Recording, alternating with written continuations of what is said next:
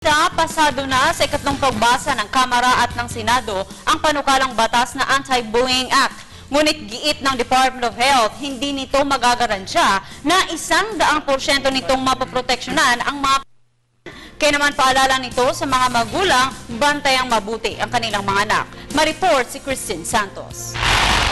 Pasado na sa ikatlong pagbasa ng Kongreso at Senado ang Anti-Bullying Bill na tutulong na proteksyonan ang mga kabataan na nabibiktima ng pang-aabuso. Ngunit nilinaw ng Department of Education na hindi magagarantiyan ng panukalang batas na ito ng 100% na hindi na mabibiktima ang mga kabataan ng bullying. Kaya naman nananawagan ang ahensya sa mga magulang na doblehin ang pagprotekta sa kanilang mga anak kontra sa lahat ng uri ng pambubuli, gaya ng pisikal, verbal at maging sa social media.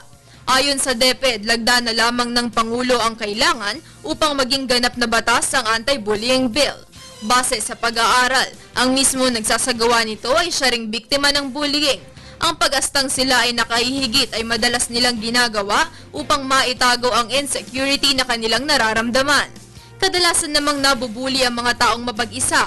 Madalas ring mabiktima nito ang mga kabataan dulot ng diskriminasyon at pagtatangi tulad sa itsura, lahi, relihiyon o kapansanan, at gayon din ang mga kabataang walang kumpiyansa sa kanilang sarili.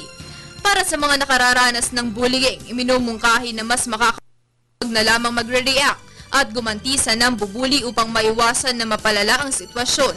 Makabubuti rin ang pag-iwas sa taong nambubuli sa iyo. Kailangan ring ipakita ang tiwala sa sarili at importante ring ipagbigay alam ito sa otoridad. Sa ngayon, nakikipagtulungan na ang DepEd sa ilan pang ahensya ng gobyerno sakaling malagdaan na ng Pangulo ang panukalang batas. Para sa Telebisyon ng Bayan, ako si Christine Santos.